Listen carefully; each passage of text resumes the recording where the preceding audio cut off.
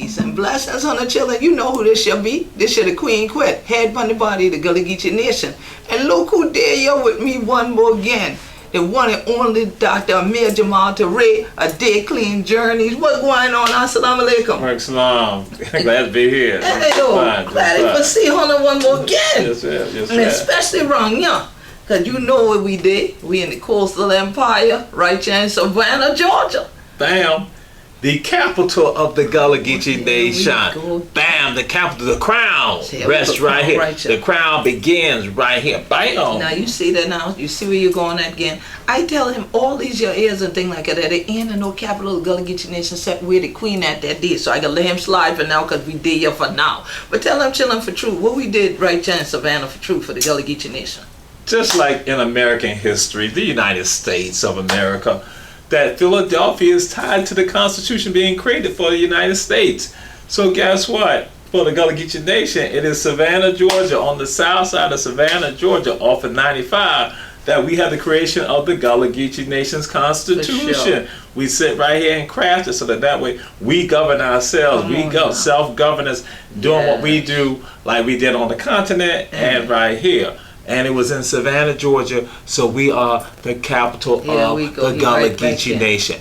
Bam! See the crown right here? He ain't gonna stop lobbying for that, but we ain't gonna fool up with him with all of that. Okay, now look here, the other evening, I sit down in downtown Chucktown, El Carly Town. Okay. And we've been at Crack We Teet for 25 years ago. Yes, July 2nd. Yes, ma'am. At Sullivan Island. Yes, ma'am. And see, everybody can't tell that story because everybody ain't been there. Right. Everybody that talk about Gullah Geechee now and things like that, they ain't been there then. Right, that's right. Okay, and they ain't been part of self-determination in the Gullah Geechee Nation. Right. But you've been there. So now, reflect back 25 years ago.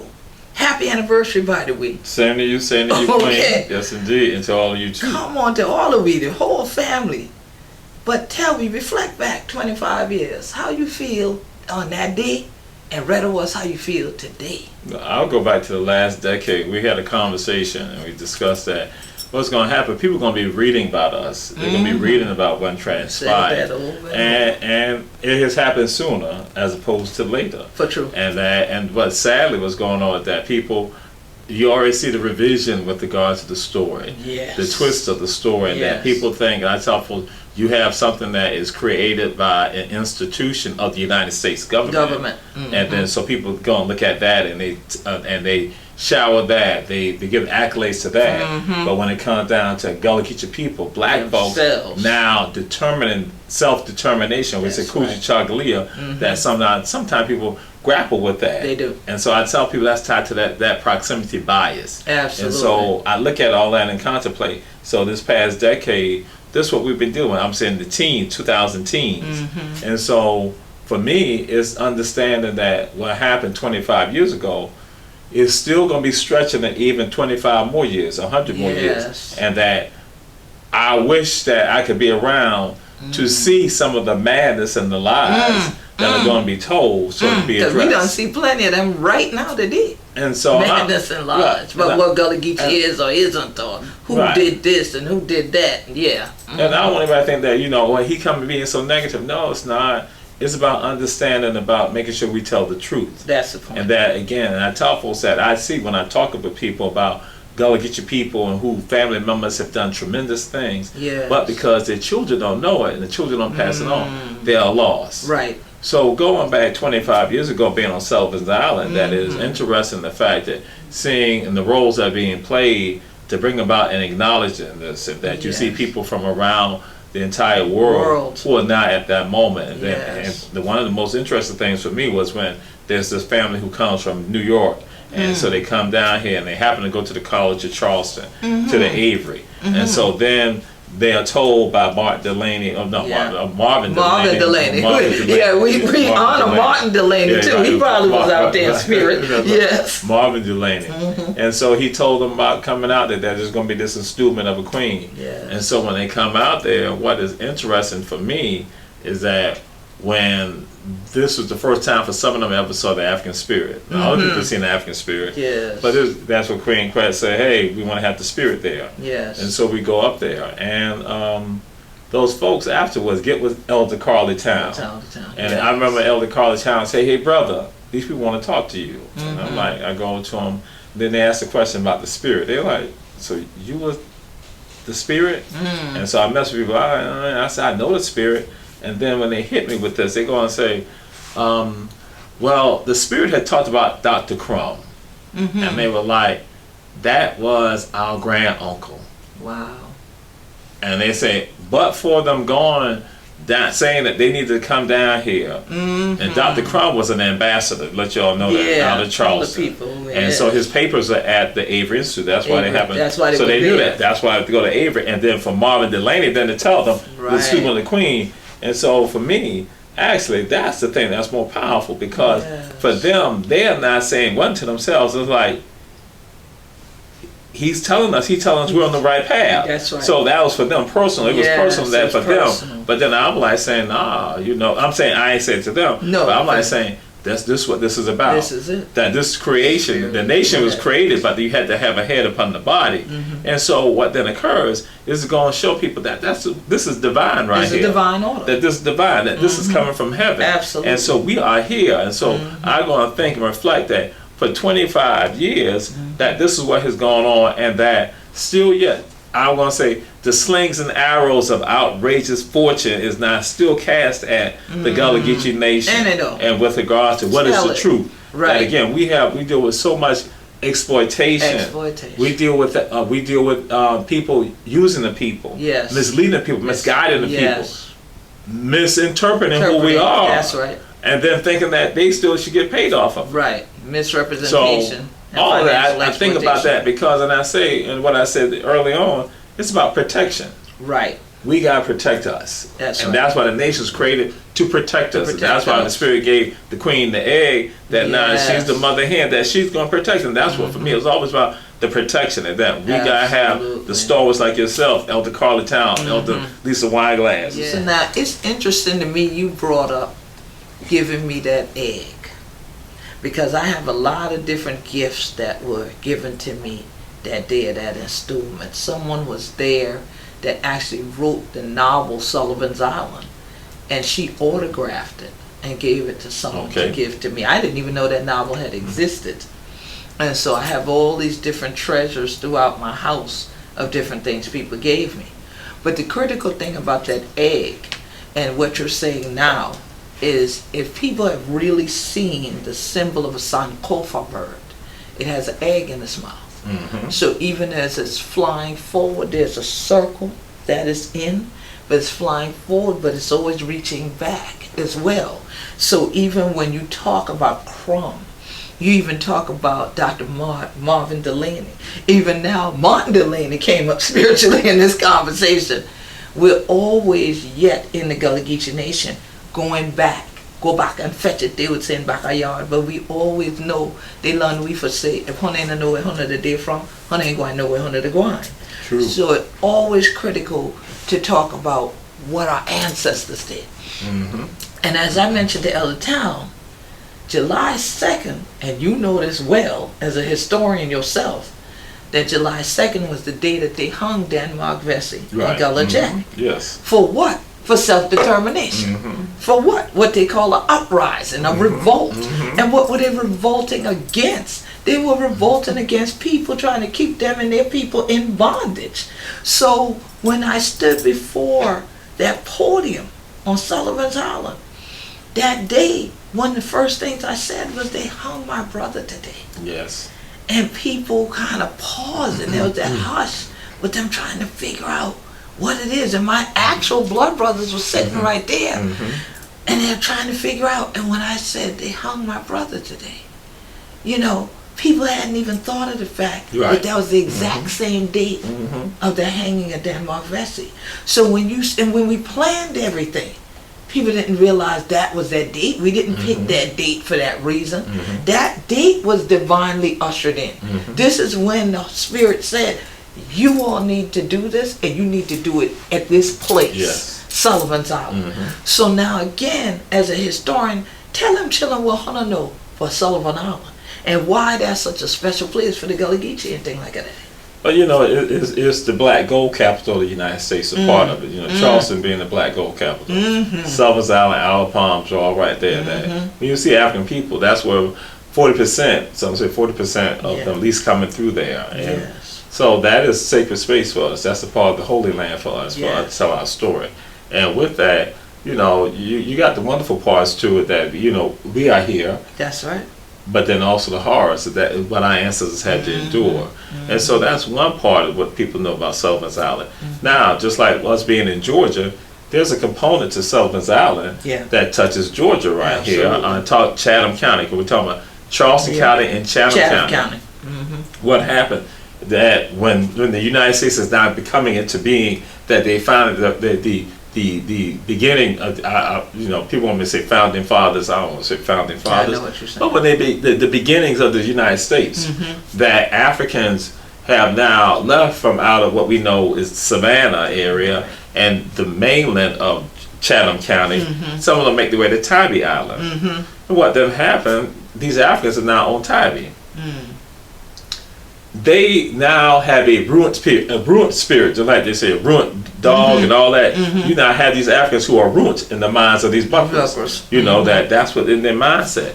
And so they're trying to figure out what to do with these Africans who are all lodged on Tybee Island. And some of them have now able to leave and go out of what we know as Chatham County and make their way down to the Bahamas and to Jamaica. But you still got a segment of them that's still right there on Tybee. And they realize it's a problem. And so now what happens, they have talked to people in Charleston County, some of these the beginning of the state of Georgia as we know it in the United States. They talked to the folks in Charleston. Folks in Charleston say, listen, we had some ruined Africans also on Sullivan's Island. They said, this is what we did. We went over there with Native Americans and we went and killed them. See? Because you can't put them back in the population with the rest of them, because they have already tasted freedom. That's right. On this side. Yeah, that's right. And so now you put them with them others, there's going to be a problem. They're going to spoil them. So they do the massacre of them on Sullivan's Island. And so what then happened in March, you know, 1776, what then occurs, you have a massacre that will occur on Tybee Island. And so of Africans, where you have Catawba Native Americans and also Caucasians, the buckers, they now go there and they massacre those Africans because they're ruined, because they had tasted freedom, which was the freedom that God had given, the Creator had given them. So so with that we see those times, because so when you threw it up there, that's why I don't see, you know, the pristine waters of Sullivan's Island or Tybee Island. No. I think about my ancestors also, and think about that and say that these are African burial grounds here, that then we have to respect the soil of our ancestors. Sacred spaces, as you said. And the interesting thing about both of those islands are the forts that our ancestors built with their own hands, made the bricks, and then laid the bricks. So whenever I see the bricks, whether people say, oh, these are Charleston graves, no, these Savannah graves, and getting those arguments in historic preservation communities, I see red blood in the bricks because of all of what you mentioned. And so even now when you say the darts and arrows that are thrown at the Gullah Geechee Nation, a lot of that is still, even if they can assassinate you by character, they'll do that. And they've done it over and over and over. And whenever there's leadership in black communities, they try to character assassination. If that don't work, then we got to go this other route. And so also when you mention the Catawba coming in the system with the massacre here, then we look at Osceola being buried at Sullivan's Island, and them saying that actually everything's there except his head. And they took his head so they could go study his brain, because he was such a great strategist. And so y'all just make sure my head stay on when I go, okay? Because the strategy of self-determination is still something that is yet evolving, something that we're still holding on to, something we're still passionate about, something that we live. And in this time frame, another word people are constantly using, I mean, you can say it's a hashtag at this point, it's trending, is the word resilience. When you think about Gullah Geechee culture, Gullah Geechee people, and what's going on even in the environment, what does this word resilient mean to you? Why is she gonna ask me that? Come on now, because I know you can answer. That why? I can't stand the word because it become catchphrases. It has. And it becomes then that so everyone when they do something it's resilient such and such so and so. But what did happen? I had in fact a group from Tabi who were working on an exhibit, and so they came to me. We got together. That was in April or May of this year. Okay. So when I got with them, and then I began to give them the history and the information. So what the young lady when I said, she said resilience. She said, but it's not resilience of the environment, it's resilience of the people. Exactly. She's like, when we talk about resilience, generally talking about topography, we talking about land and waterways, and we talking about that resilience and other things like that. But we don't think about the resilience of the people. Exactly. And I was like, yeah. I said, so we ain't call it resilience. Right. That's us That's living who we do. and being, And and that we are the ones that, but then you don't listen to us. And so that's why I hear the resilience. If you're going to throw it tied into that, I was going to say, I'm thinking about just how she picked up on it. Bam, because at least her mind's eye got open once being around us. That's what happened. When you're around us, come on now. That's when you get a greater understanding. There you go. Because now you're not getting this stuff off of a video, out of an article, out of some academic journal, that sometimes is absolutely incorrect. Exactly. So with that, resilience, it comes down to it. It's the people. It's the people. Because we still here. That's why I tell people, I said, that's why no child is an accident. All of us have been ordained to be here. No child is an accident. I said because of that means we have purposes in our lives, divine purposes in our lives. Yes, yes. And see, that's the critical part, the divine purpose. Many times when people, yeddi, Gullah, Geechee, and things like that, they done, and yeddi, people are cracking teeth like they shall, or they say, oh, I read something, I thought, I saw something in a book, is that y'all? It's some people on some island somewhere, and we're like, yes, the Sea Islands, from Jacksonville, North Carolina to Jacksonville, Florida. Yes. But what is it that you know about the people? And we've heard all kinds of things that you say is mythology. So now, when they come to legacy, and legacy keeping, and we point out that the word Gullah means people blessed by God. So that's why when you see we be Gullah Geechee anointed people, angels did it dry long so. That circle did it from beyond broken, generation after generation after generation. And that divine energy is what encompasses that circle. Yes. And so when you think about all these different ceremonies we've had, up and down the coast, and Elder Town and I talked about, great God Almighty, look how much libation we done pour over the hills and things like that. Yes, man. When you think about that, you think of any one particular libation ceremony that come to mind that really struck you? Because I know one that we all was on one time that really comes back to my mind some days. There's been a lot of them. It's a lot. Hundreds. I'll go back. I will go back in time. And it is because just like we have the Gullah Geechee Family Day now. That's right. But the thing that was a part of the great joy for me was that first weekend in July when it was Gullah Geechee Family Day to be done right there on Suffers Island. Yes. That's why that was something a part of it. And so that was that for me.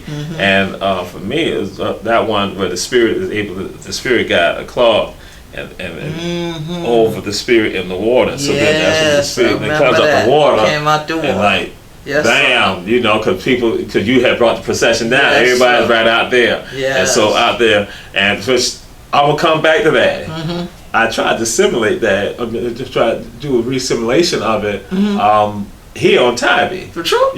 But folks wasn't necessarily understand the magnitude What the of what I was like, magnitude for them, because they did something, but they didn't understand. And I was like, I said, I have to find another time when I got the right group of people who now understand. So what happened? I got the cloth, and so you came out, and finally, that's like, came out the water, because I know people like looking in the ocean like, right, and so bam, it's right there, and then come. And then what happened, when now when the spirit is down like this, and the queen, there's a photograph of you right on the side of the spirit, saying, praying right there. So bam, So that right there, and then looking at the number of people that's right there, seeing the shots of people right there. So for me, I was going to say, you know, we do libation right there, but it's that to me is like seminal because you saw the people who were looking because it was a range of people.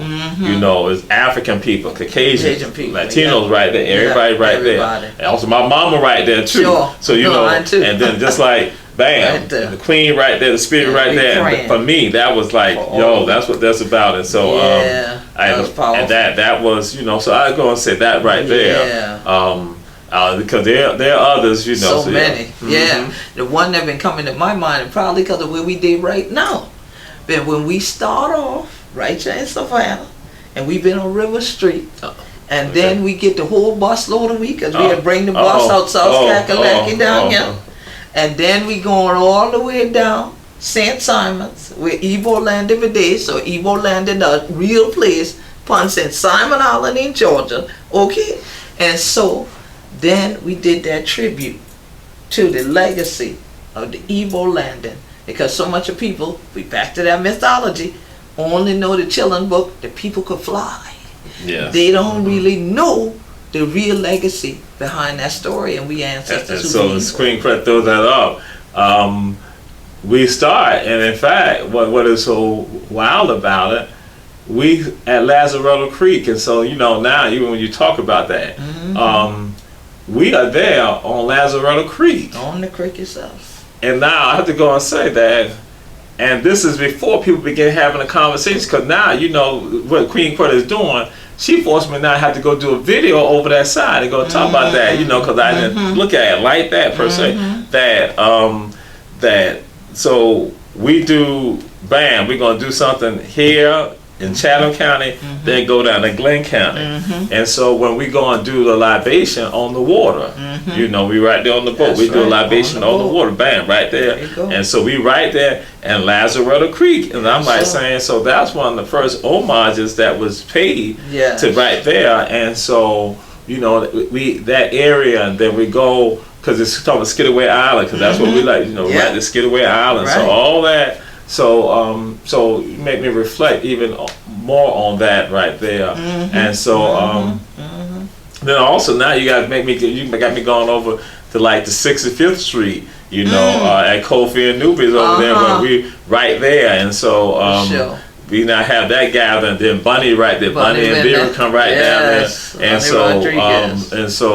and what got me was that Bunny was like, you know, she and Vera right there. She said, "Hey, when we were told that we're gonna be doing this down here, and that you're gonna be one doing it, making it happen," Bunny said, "As much as you come up to us, we gotta get down there." And so they came here. So now for them to be right there on 65th, right there, in that space right there for us, even doing things over there. So right, that's what I'm saying. Because in fact, I reflect on that when I'm driving down that side. You know, I'm saying the people who have the house now, have the property right now, I was like, they don't understand the depths of that right there. And so that's why I'm like saying, while I'm sitting here with you right now saying, I got to do something. I got to acknowledge that. And for some of those people who are looking at this from Savannah, also somebody else came out there, you know, it was Otis Johnson. This is when Otis Johnson is running for mayor the first time. This is when he's running for mayor. The first time he's running for mayor, Otis comes out there. Otis is right there, out there. So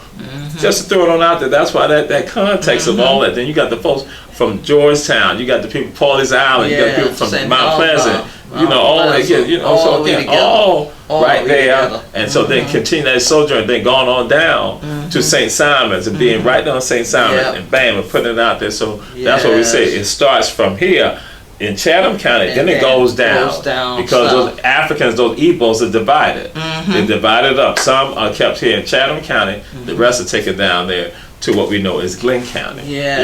And so it's interesting you mentioned who became Mayor Otis Johnson, because we were here because annually the first weekend in March you commemorate the Weeping Time. And so the largest auction of enslaved Africans that they ever documented in the history of America, we call the Weeping Time. It happened right here in Savannah. And so that weekend we were at the church on that Sunday. And I call myself just coming over, pay homage to the ancestors, go to church, with everybody commemorate. So we're in the balcony. And so all these other folks come into church and they down on the floor. They don't know I'm necessarily in there. Some don't know who I am. Right. And so we had spoken to the pastor. I introduced myself, let him know who I was. He was like, okay, hey, yeah, okay. So when he was doing the, as we call them, the giving honors to, Right. he did all these other giving honors to. And so then he was now the former mayor. I believe he had just finished as mayor. Well, was Johnson sitting there in the pulpit with him. And I see when he gets up and whispers in the pastor's ear, and the spirit said, you know, he just told him, you missing somebody off your honors to list. Right. And so I see the pastor kind of looked at him like, And so he said, and he pointed. And so when he pointed, I said, oh, he just singled me out. And so sure enough, the pastor said, well, and then the mayor said, we have Queen Quet here with us today. And the whole church turned around and looked up in the balcony. And then people started clapping. Because a lot of people knew who I was, but hadn't been in the same place with me. And I said, oh, I've been ratted out now. I was safe in the balcony. But it was really an interesting day. Because we're here to commemorate what had happened, even in that situation. While I'm sitting there, I'm reflecting about those various libations and us being at the Weeping Time marker and pouring libation there, and we done fought for it to try to make sure people don't build on it and all of this stuff over the years. And I'm sitting there and I'm thinking about all of what has happened and what has the potential to happen. Oh, absolutely. But at the same time, it's a blessing. Like you say, we still young. We young in the midst of all of this young. Yes. But then you feel the pain of what the ancestors were up against and saying, well, why can't the pain end? Why can't people just let these sacred places rest? Let these ancestors rest. And then we can be more blessed. But instead, we still got to keep telling the story. We still got to keep speaking. We still got to keep the commemorations. Because like you said earlier, if we don't, even the children's of these individuals don't know their own story, and they're lost. Yeah, absolutely. And they're lost. Absolutely. And so that's why it's so critical now when we reflect back on how we gathered together. Forsake not the gathering of yourselves together. The Bible tells you that kind of stuff. It's in sacred scriptures over and over again. But now people are doing that. I'm a computer scientist. I'm sorry, I apologize for the rest of us that we created devices where y'all think y'all are connected because something told you press like or press friend or press follow. You're disconnected, and that's intentional. And so now you stay home and want us to live stream instead of you being there to be part of the living stream of water, to be there when that water is poured out, to be there and be a part of those sacred events. You can't feel what we feel at this moment if you weren't really there. If all you did was see it on a TikTok video, it don't have that impact that it has being there in those sacred places and having those ancestors just touch you and fuse you at that moment and feel what's happening, the energy of the drum, the energy of the shouting, all of that. You miss that when you stream it or you watch the video after we post it. It's not the same thing.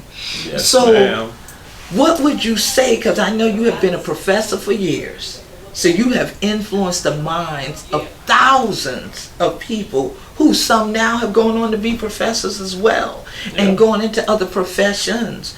But what would you say for the coming generation that you think will be critical to holding on to our cultural community, especially as Gullah Geechee and things like that? And this is going to the individual. This is the individual self. And I've recently been telling people this right here. I've been telling younger brothers and sisters this because I understand crucial is, I tell them, I said, listen, you're not ordinary. And I'll back up as to why I said that. Because I can ask them a question. I said, where you from? I said, man, where you from? I'm from where you from? I'm from Jonesville. Not saying nothing. I'm like, listen, I can't hear you. Can't even hear. I need. And then what happens? It's like a domino effect. So everybody else do it. I'm telling you, stop, hold up. You don't be like everybody else. Right. You don't be like everybody else. I say, check this out. I say, you are not ordinary. It's not part of your destiny to be ordinary. You are extraordinary. Come on, For you to be here, you are extraordinary. For you to be around here, I say, cause guess what? I said, you see some idiots out there who ain't even got no skill set. They ain't got nothing.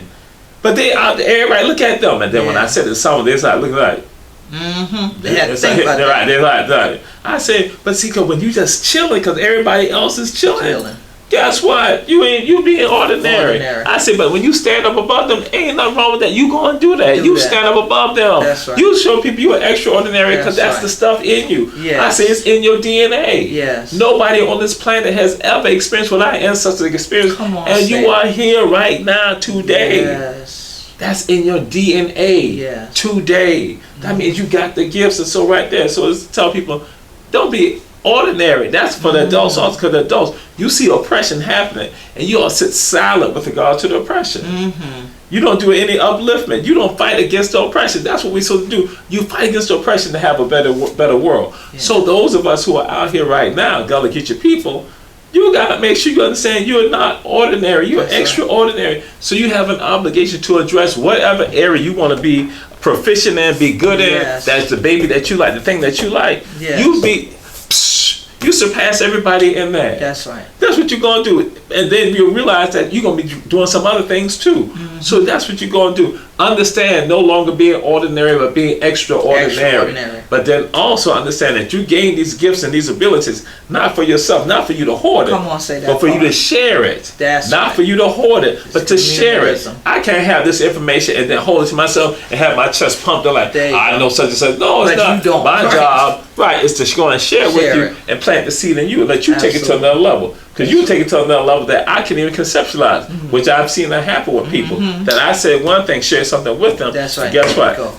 It touches them. And so brother said, he said like, bam, what you do, you make people think. And then they embrace that thing. I said, that's right. So whatever they take from me having a conversation with them, you take that one thing, bam, it's like a springboard for success. Exactly. And now the thing about it though now, when you can't think that cultural, and you can't think that sacred, you handle them the right way. And you got to pay homage to them what come before you. That's right. You pay homage to them who been the teachers. They say when the student is ready to teach their peers. But the thing is, some of these children ain't want no teacher. They think they can teach them and they ain't know nothing. And so that's a problem. Because then we go to the mythology being what's put out here. We go to mimicry that's put out here.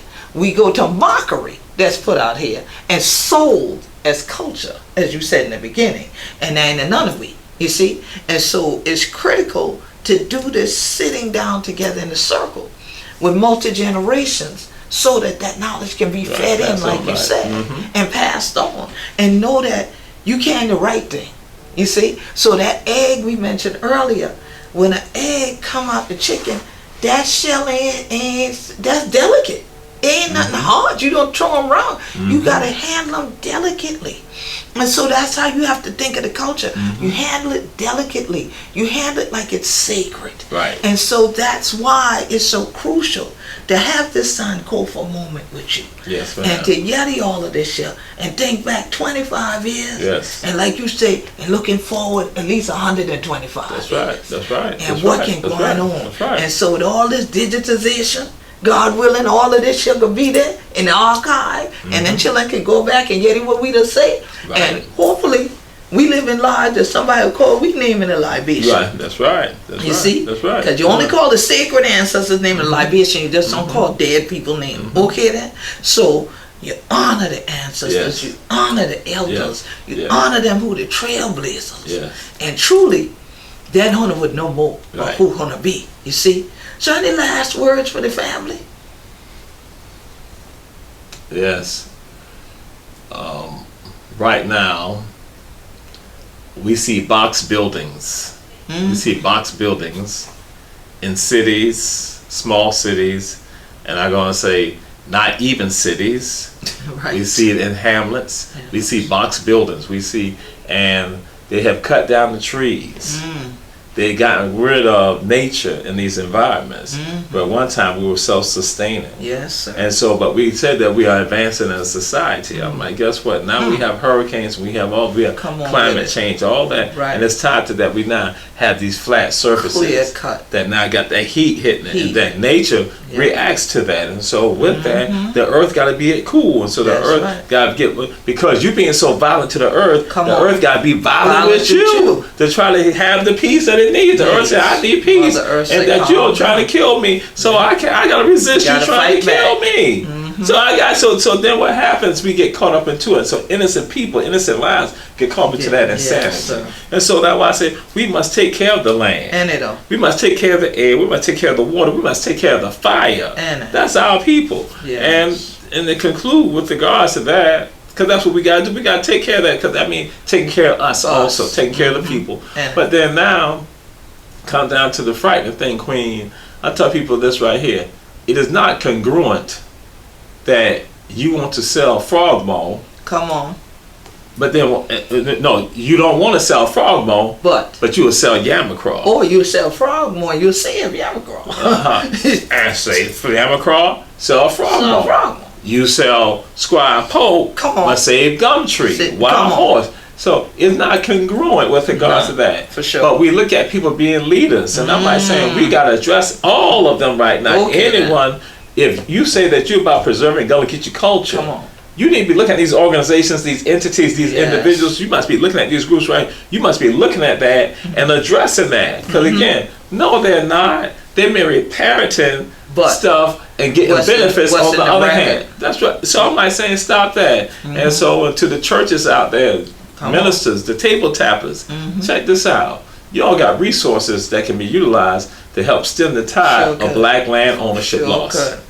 Black land ownership laws don't need to happen when you got the power of the black church. That's right. But guess what? If you are unguided, then guess what? You ain't guiding the people right. Where there is no vision, the people perish. That's in the Bible. Preachers, look it up. If you ain't know that one, I ain't know how you're a preacher. That's in there. So we have to be visionary. And when you say that about the churches, like people say, first of all, that in America, Sunday is the most segregated day in America. Yes, ma'am. But then Monday is the richest day for all the banks because all of our centers, of worship carry their money and deposit in the bank. That's right. And then other folk are using this money against your same congregations. That's right. So when we say the church has power, it's not just spiritual power. It's economic power. That's right. As well as political power. That's right. And I go to church. I raised up in the church. So, Dan just killed Jesus dry long soap. That was political. All right. Now, go on, email me if you want to argue that point. So, that's the thing. Is our people today don't realize all of the above. That they have spiritual power, economic power, and political power. Yes. But like you said, self-sufficiency is a component of self-determination. Yes. And self-sufficient, self-determined people realize we have all of these. Right. Hence why, like you said, there are some who throw daggers at the Gullah Geechee Nation because this is independent. We are our own nation. And others want to just stick with the United States. Well, that's self-determination too. You determined you didn't want to say you was Gullah Geechee. All right? But now, unfortunately, people who ain't Gullah Geechee trying to claim they the we. You see, for those of you who didn't want to complain, could go on and contain your own righteousness and your calling to self-determination. You gave it away to others who now want to capitalize on it. So we back to enslavement. Because that black gold capital that you mentioned, there's still a black gold capital. They're still exploiting the stories of our ancestors. These plantations up and down make millions of dollars a year with visitors having weddings and tea parties and things and wanting to go back to the old style gentry ways. And meanwhile, we around here selling off we own inheritance or losing them for tax. Okay? For tax payment. Insanity. So, but what the children must know, you must teach them. And children sometimes can be in senior citizens in terms of age because they just never were taught certain things. Right. So we have to learn to teach our people about how to form family LLCs, how to make sure that they lease land, don't sell land, so that you still have a place on which you can be self-sufficient, independent, and determine your future and lay out a future for your children's children's children. Absolutely. Because a righteous man or woman leaves an inheritance to their children's children's children. And so I must say, over the years, I have inherited a lot from you. I have enjoyed. I think you are one of the speakers that I have seen more times than any other speaker before.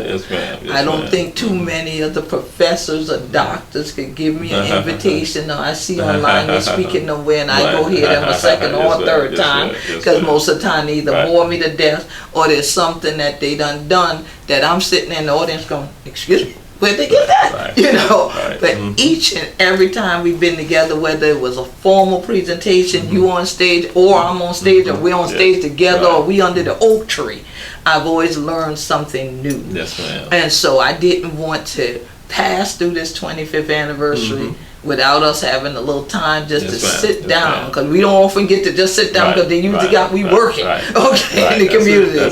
So just to sit down and crack we teet or leave while and things like that, and especially reflect back. And then like a whole movie running in my head. I know it could be running in your head the rest of the day too.